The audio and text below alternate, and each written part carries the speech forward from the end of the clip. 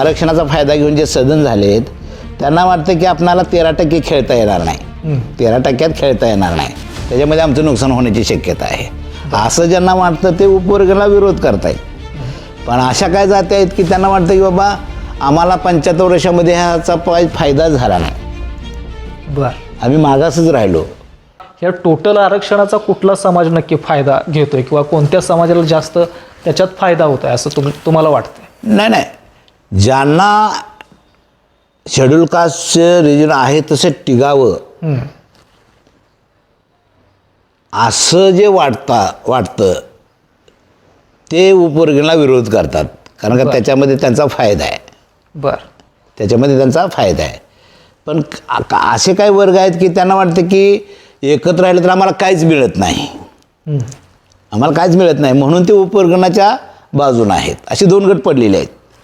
जर उपवर्गीकरण झालं तर जे आता उपवर्गाचा फायदा, ह्या आरक्षणाचा फायदा घेऊन जे सदन झालेत त्यांना वाटतं की आपणाला 13% खेळता येणार नाही, 13% खेळता येणार नाही, त्याच्यामध्ये आमचं नुकसान होण्याची शक्यता आहे असं ज्यांना वाटतं ते उपवर्गाला विरोध करतायत.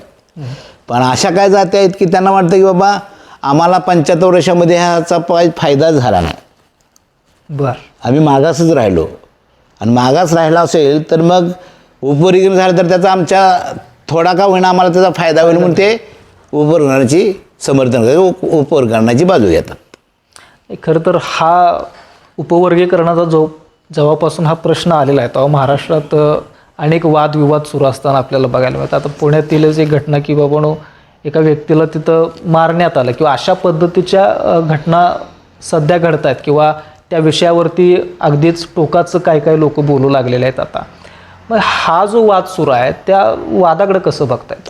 तो जो वाद आहे ना, उदाहरणार्थ ज्यांना चळवळीचा गंध नाही म्हणण्यापेक्षा आपण काय बोलतो याचं भान नाही अशी काय माणसं ह्याच्यामध्ये उतरलेली आहेत. आणि जे महापुरुषांच्यावर सुद्धा टीका करतात अर्थ ह्या दोघांच्यामध्ये किंवा ह्यांच्यामध्ये वाद व्हावा ही त्यांची भूमिका आहे. बरं, आणि RSSची भूमिका आहे. RSSनं काय माणसं पेरलेली आहेत दोन्हीकडे. त्यांनी फक्त वाद कसा होईल, भांडणं कशी होतील, मारामार कशी, फूट कशी पडेल याच्यासाठी फक्त त्यांनी बोलत राहायचं. त्यापैकी काही माणसं महाराष्ट्रामध्ये इकडे आहेत आणि तिकडे आहेत. बरं, त्याचा समाजाने दोन्ही गटाने विचार करू नये. हे तर उपवर्गीकरणाचा विषय आहे, महापुरुषांचा काय विषय आहे? महापुरुषांनी भरभरून दिलं आपणाला, महापुरुषांनी वैचारिकदृष्ट्या सुद्धा भरभरून दिलं आणि त्या समाजाचे ते महापुरुष अस्मिता झालेले. बाबासाहेब आंबेडकर ह्या सगळ्या देशाची अस्मिता आहे. बाबासाहेबांच्या बद्दल कुणाच्याही मनामध्ये शंका नाही. बाबासाहेब हा महापुरुष म्हणून सगळ्यांनी मान्यच केलेला आहे. या देशाचे घटनाकार बाबासाहेब आंबेडकर आहेत.